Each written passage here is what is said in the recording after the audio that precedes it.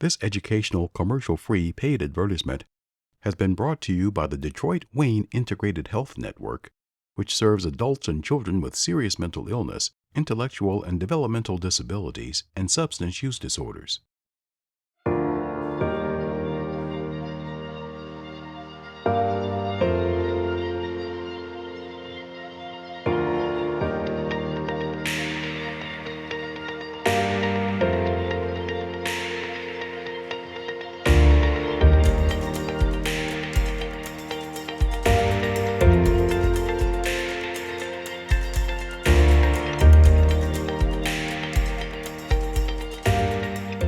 DWIHN is a healthcare safety net organization that provides access to a full array of integrated services that facilitate individuals to maximize their level of function and create opportunities for a high quality of life. It is the largest community mental health agency in the state of Michigan, providing integrated holistic health care to 75,000 citizens in Detroit and Wayne County. This 30-minute special will provide you with information and resources if you or a loved one are struggling with anxiety, depression, substance use, suicidal thoughts, or other mental health concerns. In this next half hour, you will hear how DWIHN and its network of providers provide support and resources to individuals while also dealing with a global pandemic. You will be inspired by the story of a young girl who was severely injured by a speeding driver and how her road to recovery has been paved with numerous miracles. You will see firsthand how DWIHN providers have boots on the ground every day as rolling recovery units patrol the streets, sharing hope and a helping hand. You'll also see resiliency in action at the Gathering Place Clubhouse. And you'll witness how local law enforcement are adding crucial skills to the toolkit when dealing with a person in crisis. But first, a little more about DWIHN and how it is weathering the coronavirus COVID-19 storm. It was a shock. It was unrealistic. It took a minute or so just to gather what was going on and then the severity of what was going on. However, one thing that remained constant was maintaining a high level of safety for our staff. And then also making sure that the people that we serve are protected and that they will continue having the high quality of service that they deserve. As soon as the news began spreading, DWIHN jumped into action, making preparations for its staff, provider network, and the people it serves. The Detroit headquarters was shut down to staff, infrastructure and technology were pushed to the limits as Zoom and Blue Jeans and Facebook Lives became the new norm to engage with the world. Conferences and events were canceled, policies and procedures were implemented, and life as we knew it came to a halt. We readily began to change procedures, add telehealth services as a billable process, change some of the rules that were out there, trying to shore up our funding to make sure that we can continue to fund providers and that the service that we provide continue. One of the biggest changes for all community mental health organizations was the move to telemedicine or telehealth, where instead of seeing their clinicians, doctors, and therapists face-to-face, patients could still hold their appointments virtually by phone or computer. I think there are a lot of people who like it. They take to it well. They are tech savvy. They recognize the benefit of not having to drive to an appointment, having to deal with parking, having to deal with child care, a variety of factors which is very appealing to patients. And the downside for some folks is that particularly in psychiatry, they like the privacy and intimacy of direct face-to-face contact with a provider. Dr. Hudson Collins says she predicts a hybrid model could be an alternative to people receiving treatment, where 1 month they could meet face-to-face with their therapist and the next hold a telehealth meeting. Either way, telemedicine is here to stay. Another way DWIHN hit the ground running and making sure people are receiving services was to establish a community resource for children and families who are struggling with trauma related to the COVID pandemic. So we wanted to make sure that what we did was providing treatment for people when they needed it, to get them care right away, but also connect them to their providers for ongoing care if they were eligible, connect them to DWIHN if they were eligible, but also just being able to provide services to whoever called in, get them the care they needed, and then work with them to make sure that they were getting care beyond, the 12 treatments that we were providing. ReachUsDetroit.org is a collaborative partnership with support from the Ethel and James Flynn Foundation, Skillman Foundation, Community Foundation for Southeast Michigan, and Michigan Health Endowment Fund. The Detroit COVID-19 Therapy Collaborative provides free behavioral health support and counseling. This virtual platform provides access to a safe and private network of behavioral health resources and therapy support by trained counselors for children and families ages 14 and older.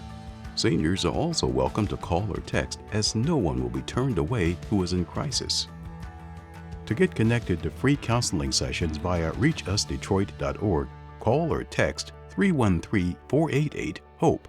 Again, that's 313-488-4673. There's times I encourage people, even in leadership, to check with your loved ones. You don't know what they're going through. They might be having a bad day. It doesn't discriminate, this virus.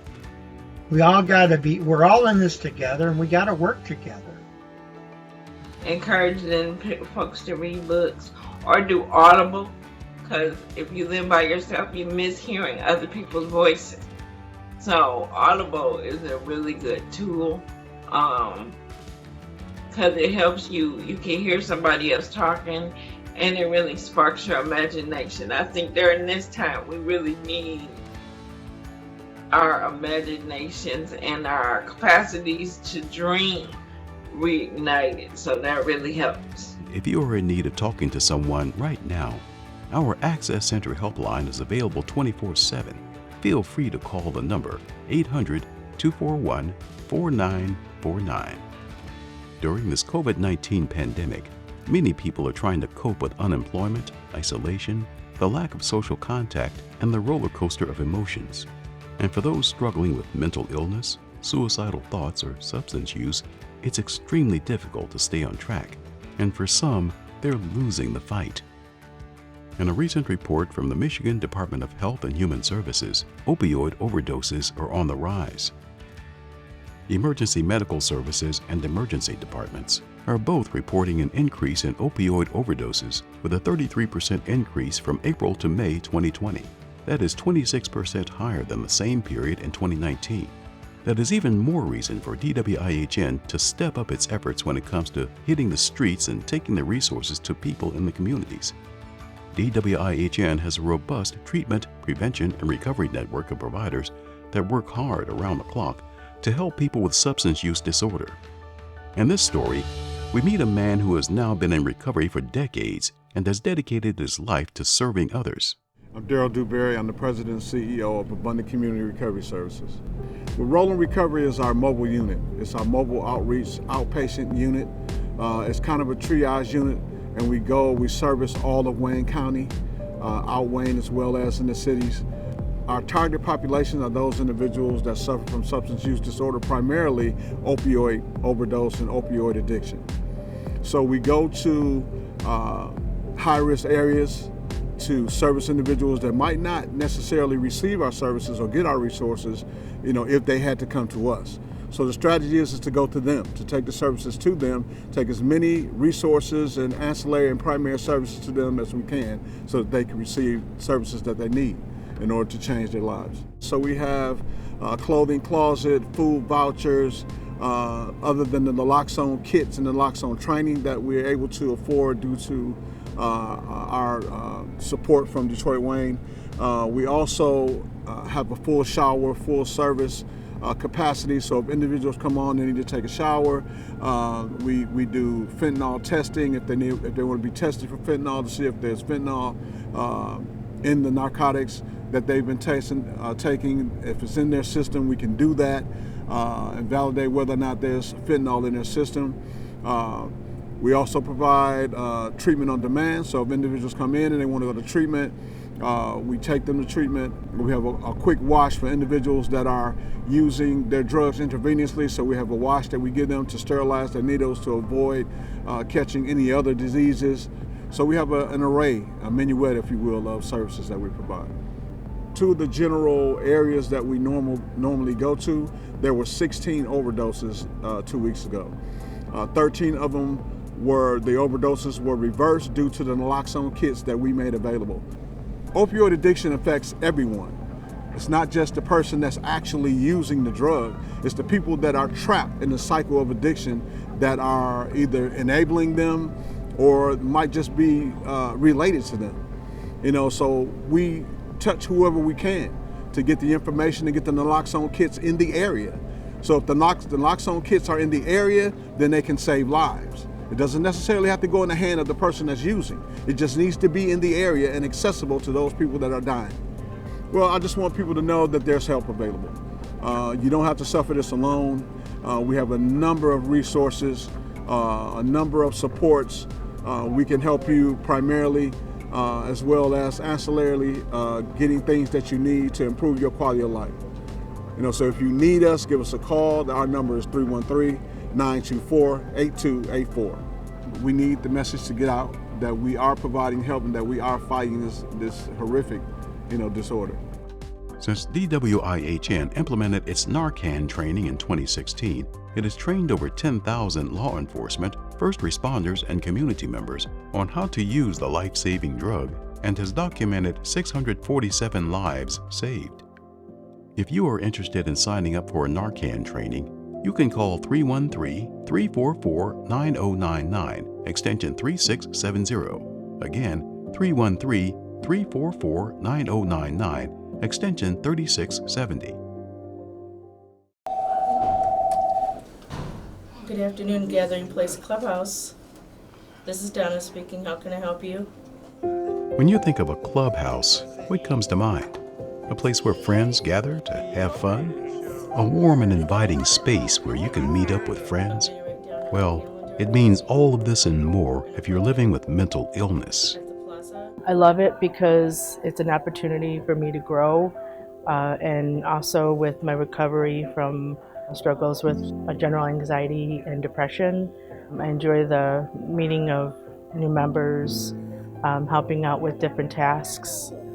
Everybody's just wonderful, friendly, helpful, and with the clubhouse coming here balances out and boosting my self-confidence, my self-esteem, and also being able to help other people. Lincoln Behavioral Services, located in Redford, focuses on helping people who are traveling on their mental health journeys and are struggling with depression, anxiety, or other mental health concerns. As part of the process, members are also able to access services at the Gathering Place Clubhouse, which helps people get back on their feet again, meet some new friends, and learn skills for employment. So the tasks are meaningful work. We don't just give them busy work. It's work that structures their day around reception work, data entry, computer work, working in the kitchen, cooking and preparing and selling lunches every day, working on a newsletter, and all of these tasks build their confidence and self-esteem. The inception of the Clubhouse concept started in New York in 1948 and has now grown to more than 330 countries. Currently, there are 40 in Michigan. These gathering places offer friendship, employment, housing, education, and access to medical and psychiatric services in a caring and safe environment. The Gathering Place Clubhouse currently serves 135 active members. Over the past year, they have helped 215 consumers in Wayne County. As of March, before COVID, they had 35 members employed, 20 in permanent positions, and 15 in transitional employment positions. Educational opportunities are also offered, including tutoring for basic math and reading for GED preparation. I had a member recently who just started coming, legally blind, physical health issues as well, and just walked in my office and said, "My life has completely changed in the last month since I've been here." So we hear stories of the clubhouse saved my life. We hear that all the time. I used to be shy, but when I first started here, people were talking to me and doing stuff with work with me, and it broke my show. I've made so many friends that have the same or cope the same way that I do with my mental illness, because I felt alone. I felt like I didn't have anybody there to lean on, and now I have all these wonderful friends that just, they're wonderful. They help me out a lot. The Clubhouse is the place where people feel safe, secure, manage their mental health on their terms, and along the way, make some lifetime friendships. Clubhouse has changed my life because I finally have job skills and I have a lot of friends. I always had a hard time making friends because of my social anxiety, but with Clubhouse, everyone's not my friends or my family. I just love them so much. And I have a couple good best friends, and I love getting hugs from them. I like working with them as a team. And the staff here are wonderful. They're like family too. The one thing for certain is if we don't train them, the streets will train them.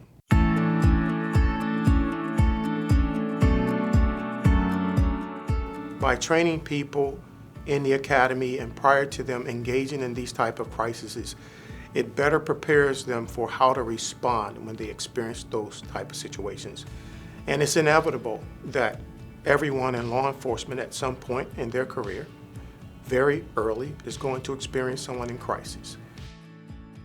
Chief Robert Dunlap of the Wayne County Sheriff's Office is referring to making sure young police officers are trained properly when it comes to handling a person having a mental health crisis. Many times, law enforcement and first responders become the therapists and social workers when they arrive on the scene. It has gotten to a point, unfortunately, in our communities and around the world where the police and the jails have become the clinicians and the institutions that have been at the forefront of addressing these issues.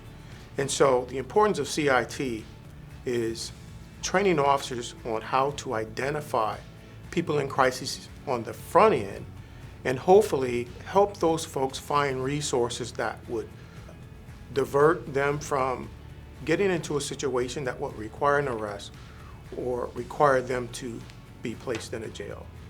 Crisis Intervention Training, or CIT, has now become part of law enforcement training in all 50 states. Its basic goals are to improve officer and consumer safety and to help redirect individuals with mental illness from the judicial system to the healthcare system. We're not asking them to be clinicians. We're not asking anybody to diagnose somebody, but what we're saying is, let's take a look at the signs and symptoms. How do we help that person to stay safe? CIT has 3 very important parts of its vision, and it's all about safety. Safety for the officer first, safety for the community second, and safety for the person in crisis third, and it's always in that order. According to the National Alliance on Mental Illness, 1 in 5 U.S. adults experience mental illness each year, with 1 in 25 experiencing serious mental illness. Also, 1 in 6 U.S. youth ages 6 to 17 experience a mental health disorder. 50% of all lifetime mental illness begins by age 14 and 75% by age 24. Suicide is the second leading cause of death among people aged 10 to 34. Currently in this country, approximately 20 to 25% of the inmate population is housed in jails, and many of them are struggling with some form of mental health concerns. These facilities are not equipped to help someone who has mental illness, putting law enforcement in a predicament as to where these people should go for help. That is one of the many reasons why CIT is being touted as a best practice. The officer was first trained just to acknowledge somebody's state of being, and saying they're scared, they're angry, and the person said, yes, that's what I am. I'm feeling scared, I'm feeling angry, I'm mad. And the officer said, well, then tell me more. Tell me why you're angry and scared. Is it because of the officers or something else? And the person was petrified of the different types of medications, because some medications had worked in the past and some of them had horrible, horrible side effects. But that wasn't being listened to or communicated. And because the officer built up a rapport, a relationship with us, the person instantly said, you know, let's talk. And the officer said, let me also give you options. The Detroit Wayne Integrated Health Network has been the central hub for CIT training for several years. The network offers an intensive 40-hour immersive training course. CIT International has a very comprehensive website detailing its history, how the trainings work, and how it is proving to be an effective method for law enforcement and a comfort for family members who have loved ones with mental illness. As a family member, you just want to see your loved one get the help they need. You want them to not struggle with their symptoms. And the last thing you want to do is to have to call the police on your son, your daughter, your husband, your wife, or the family member. We need an alternative throughout the entire world where we can get our loved one the help they need without involving the criminal justice system, which includes law enforcement.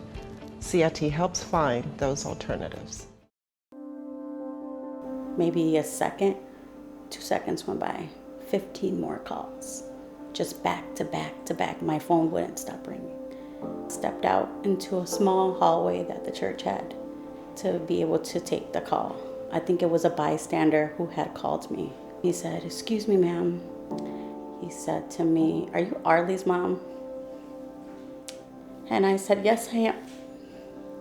And I knew that something bad had happened because his tone of voice, you could hear fear.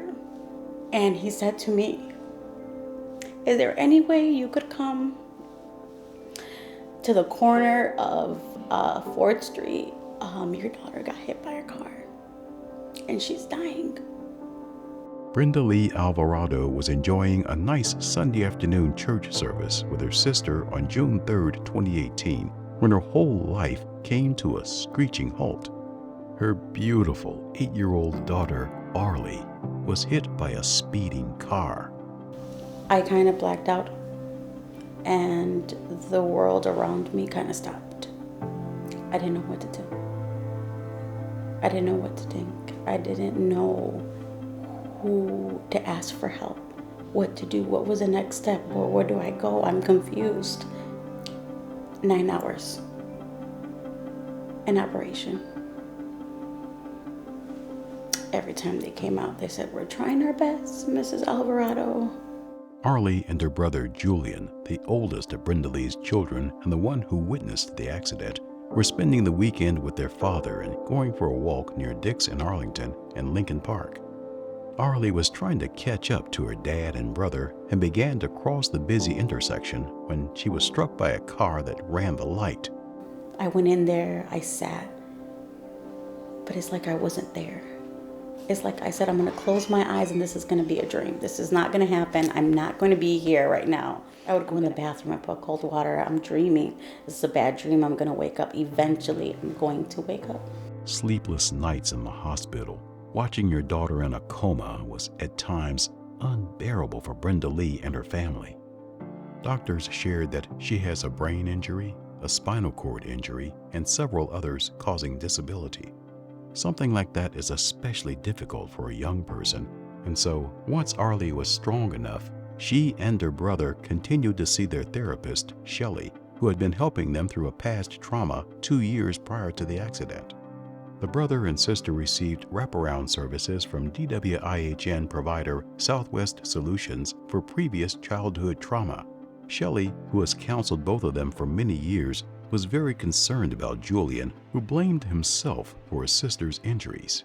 Really what you're doing with that model is starting out with explaining trauma to kids and like what that does to your brain and trauma reactions like that fight, flight, freeze, and helping him understand like his way of seeing the world and those unhelpful thoughts that sometimes come in our head and how to rethink those in different ways. So working on relieving himself of that self-blame, understanding it's an accident, looking at how we can see growth and strength and resilience and inspiration from it. And he's doing really, really well with that. Over the past 2 years, both children have grown and handled their situations remarkably well. Julian, who's very close with Brenda Lee's fiancé, Luis, is happy to see his sister smile and laugh, and he's proud of his family's resiliency. We Family's very... We fought through a lot. You got this. We're brave. And You got this. we never give up. We try our hardest. Brenda Lee and Luis have a blended family with 5 children. Whether it's hanging out together playing games, walking the family dog, or playing a brisk game of basketball, they all get along pretty well and make sure Arlie is well taken care of. She's a very loving daughter. Like mommy. Like mommy. They both have the same personality. And as Arely would say, we both look alike. Well, to her and mom, they both look alike. She means the world to me. Every one of you guys means the world to me, Yeah. They're my family. I love them. They're in my heart. I always think of them, I wouldn't be nothing without them.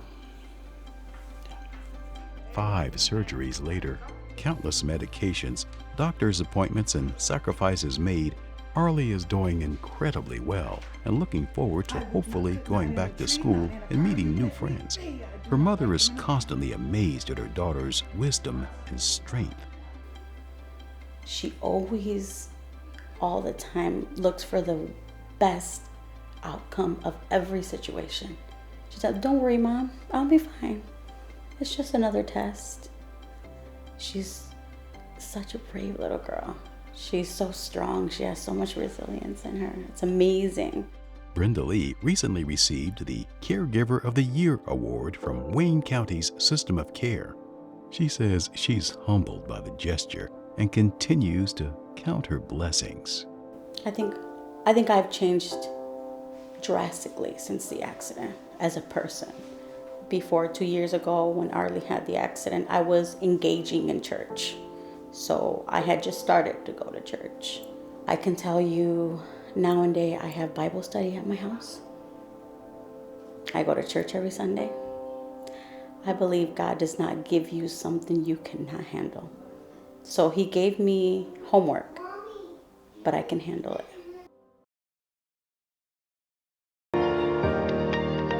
The Detroit Wayne Integrated Health Network has trained clinicians standing by right now if you or a loved one needs mental health, substance use, or suicide prevention help. The 24-hour Access Center helpline is 800-241-4949 and is available 7 days a week, 24 hours a day.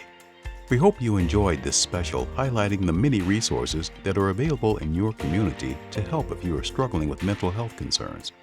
The Detroit Wayne Integrated Health Network. Here to talk, here to help.